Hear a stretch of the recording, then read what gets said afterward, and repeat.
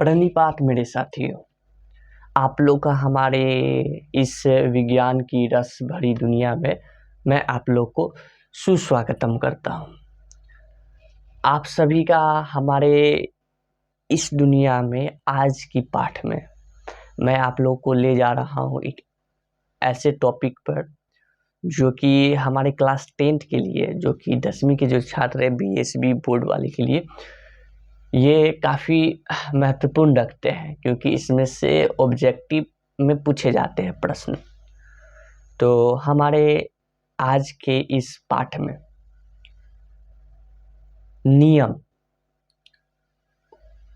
जिसे हम लोग प्रकाश का नियम के नाम से जानते हैं, इस नियम को आज हम सभी पढ़ने जा रहे हैं। इसी टॉपिक को इंग्लिश में बीएसबी बोर्ड सीबीएसई बोर्ड वाले कहते हैं रिफ्लेक्शन ऑफ लाइट, जबकि बिहार बोर्ड वाले यानी कि बीएसबी बोर्ड वाले कहते हैं प्रकाश का परावर्तन। तो ये दोनों बोर्ड के लिए हमारे महत्वपूर्ण होते हैं ये, क्योंकि इसको जानने के लिए थोड़ी समझ होना चाहिए और थोड़ी बुद्धि होना चाहिए, ऐसे है कुछ नहीं। अगर इसमें अगर देखा जाए कि इसमें कैसा नियम होता है, तो इसका एक ऊपर झापट, जिसको कहते हैं ना कि ऊपरी ऊपरी से पढ़ लेना, उस प्रकार का आप चित्र देख सकते हैं, जो कि ऐसा बगल में साइड में हम लोग को देखने के लिए मिलता है, जो यहाँ पर आप लोग को दिख रहा है। तो कुछ इस प्रकार का आता जाता किरण नजर आता है और बीच में कुछ डॉटेड डॉटेड लाइन रहते हैं। नीचे हमारे कुछ ऑब्जेक्ट भी रह सकते हैं या फिर उसके जगह पे मिरर भी रह सकते हैं। मिरर अगर हुआ तो हमारा प्रकाश का परावर्तन बड़े अच्छे से होगा।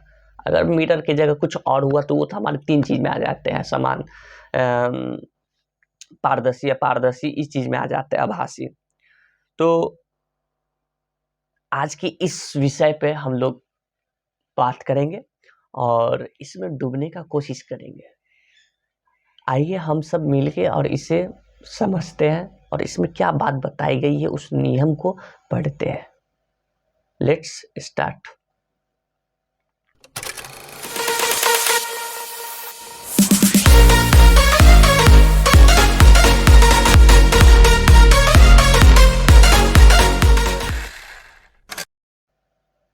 तो आप सब आगे हमारे साथ, तो अपने आप को थाम ले।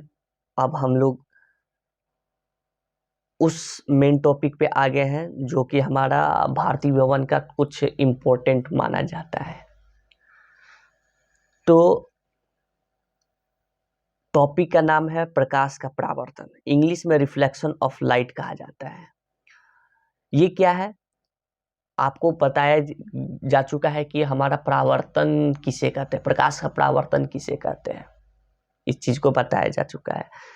इसमें क्या लिखा हुआ है कि जब प्रकाश की किरण किसी परावर्तक पृष्ठ से टकराता है तो यह उसी माध्यम में पुनः मुड़ जाता है जिस माध्यम से यह आता है। इस परिघटना को प्रकाश का परावर्तन कहते हैं। इसके पहले वाले पार्ट में प्रकाश का परावर्तन का एक परिभाषा भारतीय भवन में का लिखा हुआ था, जो कि आपको बताए थे। ये क्या होता है, तो ये ज्यादा कुछ बड़ी बात नहीं होती है, छोटे ही बात होती है। छोटी बात में क्या कि आपका एक नीचे यहाँ पे ऑब्जेक्ट रहा, ऑब्जेक्ट हो सकता है या फिर आपका यहाँ पर मान के थोड़ी देर के चलिए कि यहाँ पे आपके ये मिरर है, दर्पण है, ठीक है, हाँ चलिए ले लिए, मान लिए। तो अब क्या है कि यहाँ से कोई सपोज यहाँ से कोई यहाँ से प्रकाश डाल रहा, ठीक है, तो प्रकाश तो सब जगह फैलता है, हर जगह जाता है इसका किरण कुंज, ठीक है। कुछ किरण कुंज यहाँ से आया, टकराया और टकरा कर यहाँ से ऐसे चला गया, ठीक है। तो यहाँ पे जो ये प्रक्रिया हुआ, इस प्रक्रिया को हम लोग प्रकाश का परावर्तन कहते हैं। जिस माध्यम में आया उसी माध्यम में ये क्या हुआ, मुड़ गया। क्यों? क्योंकि इसके नीचे जो है, इसके अगर नीचे ध्यान से देखा जाए तो इसके नीचे क्या किया हुआ था, पॉलिश किया हुआ था। यहाँ पे क्या किया हुआ था, पॉलिश, इस मिरर के नीचे, ठीक है। कौन सी कलर से, सिल्वर कलर से पोटिन किया हुआ रहता है। ताकि क्या हो, प्रकाश का अच्छे से अच्छे बहुत अच्छा परावर्तन हो। तो इसीलिए इसे नीचे से पॉलिश किया जाता है। तो इस चीज को प्रकाश का परावर्तन कहा गया। आगे बोला गया है कि प्रकाश की किरणों का किसी वस्तु से टकराकर लौटना प्रकाश की किरणें का परावर्तन या प्रकाश का परावर्तन या प्रकाश का परावर्तन कहलाता है। ये छोटी डिफिनेशन है, परिभाषा छोटा। अगर शॉर्ट में बताना हुआ तो हमारे इस साइड में बगल वाला नीचे वाला आप लोग बता सकते हैं, ठीक है। और आप लोग को इसमें बताया भी गया था कि हमारा अगर ये वाली प्रकाश का किरण आ रहा है तो इसको कुछ कहते हैं, क्या कहते हैं, आपतन। और यहाँ से इस जगह से टकरा के ये वापस मुड़ गया, इसे क्या कहते हैं, तो परावर्तन। ओके,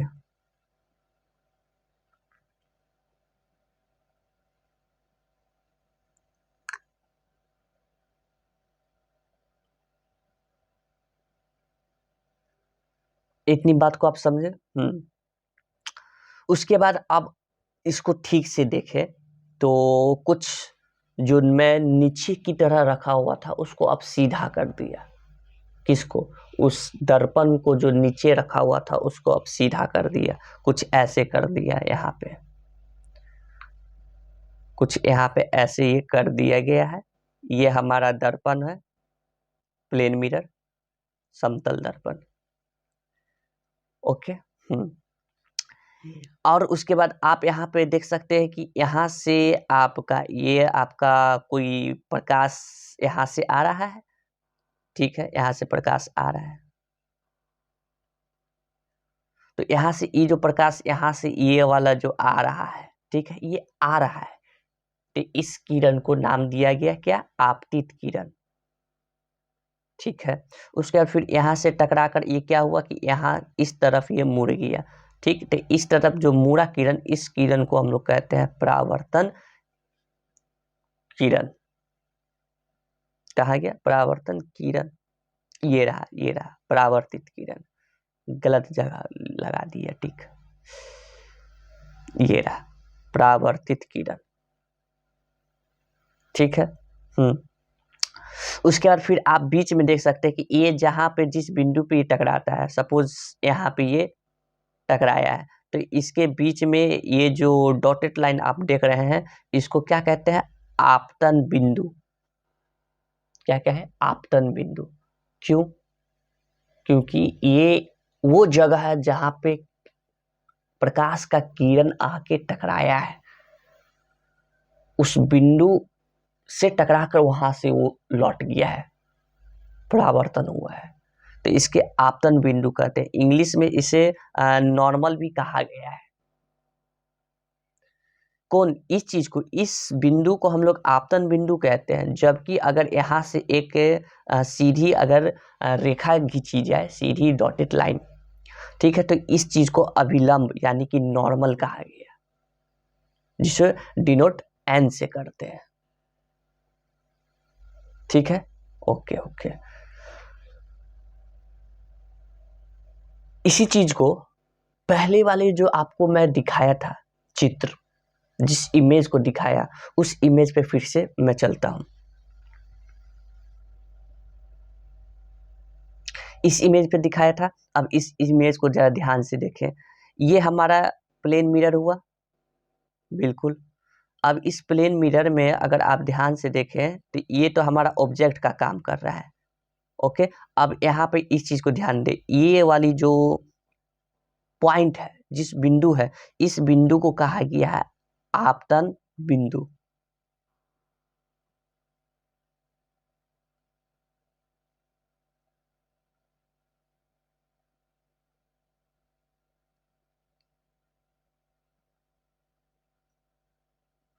आपतन बिंदु कहा गया, ठीक है। अब देखिए ये यहाँ पे ये जो रेखा आ रहा है, इसको इंग्लिश में इंसिडेंट रे कहते हैं, जबकि इसी को हिंदी में आपतन किरण कहते हैं, ठीक है। फिर यहाँ से टकराकर ये चला गया यहाँ पे, इस चीज को इंग्लिश में क्या कहते हैं, जो परावर्तन किरण होता है उसको इंग्लिश में रिफ्लेक्टेड रे कहते हैं, ठीक है, जो कि इंग्लिश में इसका नाम आर से रिफ्लेक्टेड शुरू होता है। ठीक, अब यहाँ पे एक चीज आप देखें, इसका इंग्लिश में नाम क्यों बताया जाता है? हिंदी से भी तो काम चल सकता था, लेकिन हिंदी पे इसका सूचक नहीं बनाया गया है। सूचित करने का जो तरीका है उसका इंग्लिश में जो लेटर हुआ उस चीज से इसको सूचित किया जाता है। जैसे फॉर एग्जाम्पल में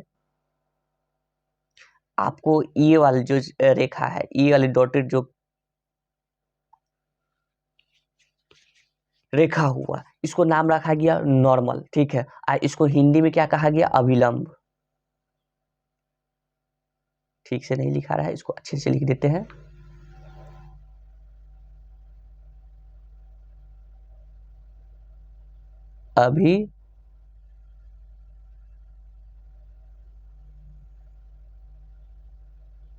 अभिलंब। ठीक है, इसका अगर पहला लेटर देखा जाए तो यहाँ पर क्या है? एन है, तो इसको डिनोट किया जाएगा किस चीज से? एन से इसको डिनोट किया जाएगा। ओके, अब इसी चीज को देखें, इसका पहला लेटर आई है, तो यहाँ पर इस चीज को डिनोट किया जाएगा किस चीज से? आई से किया जाएगा। या तो कैपिटल आई या तो स्मॉल आई, बड़ा आई ना तो छोटा आई। अब इस चीज को देखें, इसका पहला लेटर आर है, तो इसको या तो कैपिटल आर से नहीं तो स्मॉल आर से इसको सूचित किया जाए। ओके ओके, अब यहाँ पे एक चीज देखें, इस दोनों के बीच में जो आपतन किरण है और ये जो अभिलंब है, इस दोनों के बीच में ये जो कोण बन रहा है, इसका नाम दिया गया है eye, angle of eye. Angle of eye नाम दिया गया। क्यों? क्योंकि एंगल का सूचक इस तरह का होता है और कौन सा है? आपतन है, तो इसीलिए आई। इसी तरह से हमारा यहाँ पे ये जो एंगल देख रहे हैं, ये एंगल, ये अभिलंब और परावर्तन के बीच में जो कोण बन रहा है, इसको कहते हैं angle of reflected. Angle of reflected, जिसको इसी से सूचित किया गया। इतनी बात समझ में आ गया? तो ये कुछ बातें हैं जो कि आपको बताया गया है कि कौन एंगल ऑफ इंसिडेंट है, कौन एंगल ऑफ रिफ्लेक्टेड है, यानी कि कौन आपका परावर्तन कोण है, कौन आपतन कोण है। ठीक है, तो इस सब का कुछ परिभाषा है जो कि आपको नोट भी करना है। ठीक है, इसको आपको मैं मिटा देता हूं, उस चीज को आप लोग नोट कर लेंगे।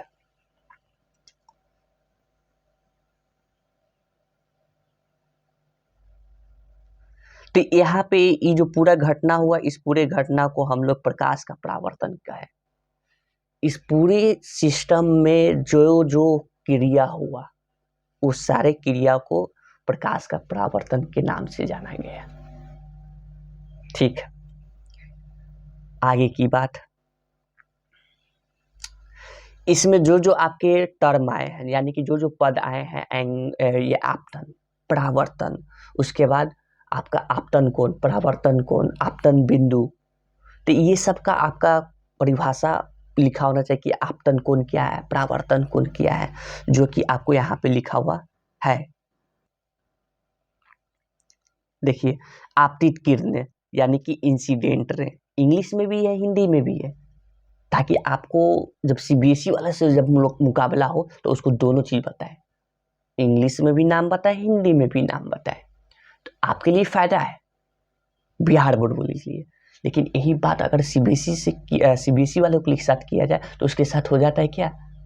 सीबीएसई वाला सब क्या सिर्फ इंग्लिश जानता है, इंसिडेंट को इंसिडेंट ही कहता है, हिंदी नहीं, आपतन नहीं कहता है लोग।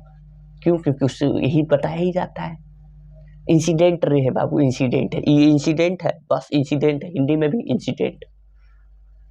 ठीक, लेकिन आप बिहार बोर्ड वाले के लिए क्या किया जाता है? दोनों बताया जाता है। क्यों? क्योंकि आपको जरूरत होता है लेटर का।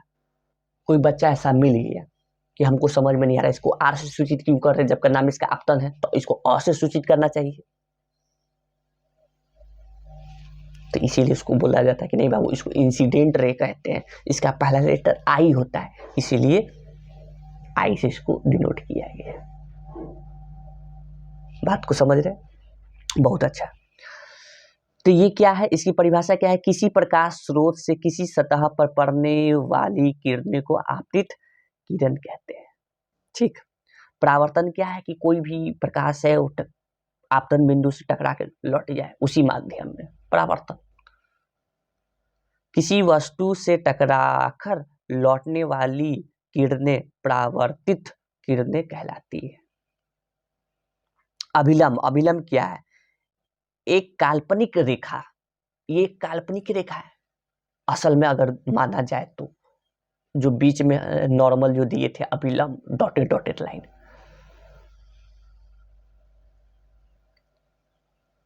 रेखा जो परावर्तित होने वाली सतह पर प्रकाश की किरणें पड़ने के बिंदु पर लंब होती है। लंब यानी कि 90 डिग्री का वो रेखा दिया जाता है। ठीक, को अभिलंब कहते हैं, इंग्लिश में नॉर्मल कहते हैं। उसके बाद फिर है आपतन कोण। ये क्या है कि आपतित किरण व अभिलंब के बीच बने कोण को आपतन कोण कहते हैं, इंग्लिश में एंगल ऑफ इंसिडेंट कहते हैं। परावर्तन क्या है कि किसके किसके बीच में बनता है, तो दो चीज, एक नॉर्मल और दूसरा जो परावर्तन होता है सो इसके बीच में कोण बनता है। तो परावर्तित किरण और अभिलंब के बीच के कोण को परावर्तन कोण कहते हैं, इंग्लिश में एंगल ऑफ रिफ्लेक्शन कहते हैं। ठीक है, तो ये परिभाषा आपको नोट करने वाली है, आप इसको नोट कर लीजिए अच्छे से कॉपी में, ताकि जब भी कॉपी का पेज उल्टे तो तुरंत इसको रिवीजन कर सके। इसमें एक नोट दिया गया है, क्या, प्रकाश का परावर्तन हमेशा अपारदर्शी वस्तुओं से होती है। अपारदर्शी, अपारदर्शी क्या होता है, अपारदर्शी जिसको सीधा सीधा प्रकाश उससे नहीं गमन कर सके, वो अपारदर्शी वस्तु होता है। पारदर्शी वस्तु कौन होता है, पारदर्शी होता है कि प्रकाश आया आपके आर पार कर दिया, तो फिर उसमें प्रकाश का परावर्तन नहीं होगा। नोट करने वाली बात है। जबकि प्रकाश का परावर्तन पारदर्शी वस्तुओं से होता है।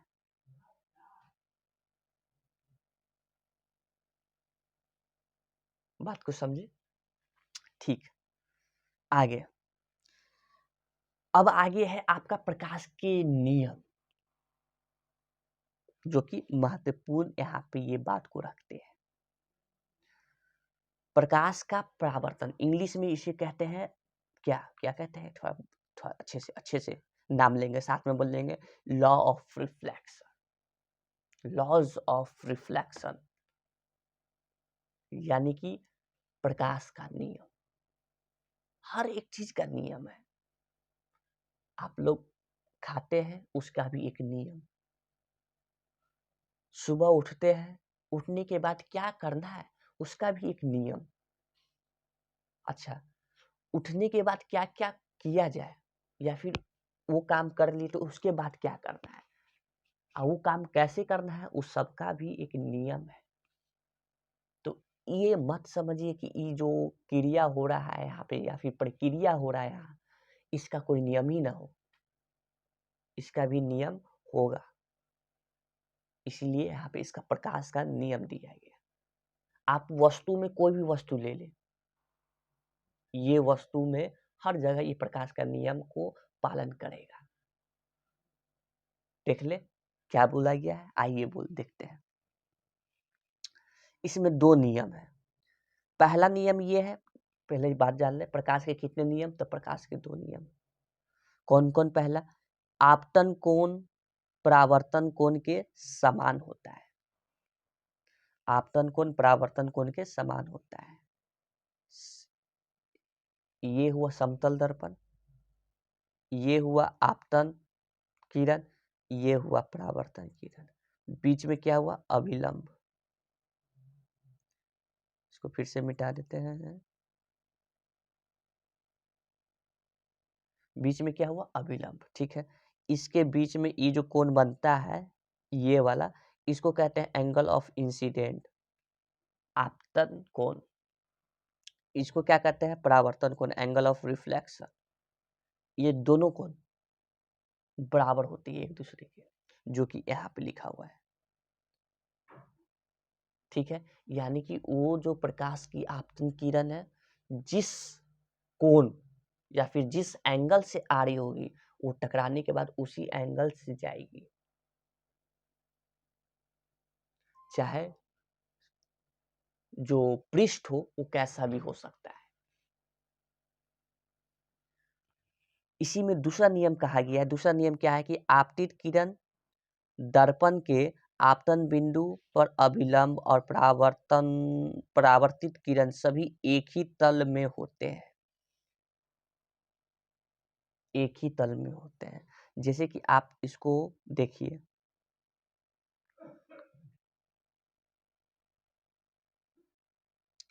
अगर इस तीनों का बात किया जाए, इस तीनों का, ये जो है सो नॉर्मल, ये जो है रिफ्लेक्टेड, ये भी जो है इंसिडेंट, और यहाँ पे ये जो बिंदु है सो, अगर इस चीज को थोड़ा ऐसे ऐसे अगर नहीं देखा जाए, ऐसे सामने से नहीं देखा जाए, तो कैसे देखा जाए, इसको ऐसे करके देखा जाए, ऐसे ऐसे सीधा देखा जाए, तो क्या होगा कि ये सब जो आने वाला जो किरण है, जो जाने वाला किरण है, बीच में जो अभिलंब है, वो सारा एक कतार में होगा, एक कतार। तो इसको एक तल कहा गया है। याद कीजिए वो दिन जब आप स्कूल में थे, अभी भी तो स्कूल में होंगे, ठीक है, तो उस स्कूल में प्रार्थना करते हैं, दया कर दान विद्या दाता, कोई भी इतनी शक्ति हमें दे ना दाता।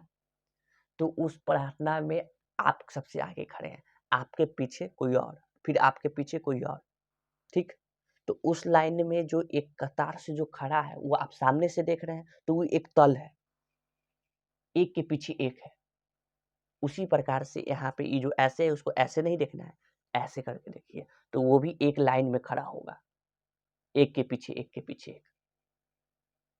ये दूसरा नियम है। ऐसा नहीं हो सकता है कि अगर आपतन कोण इधर है तो परावर्तन कोण इधर होगा, ऐसे आया तो ऐसे चला गया। यही दूसरा नियम इसमें बोला गया।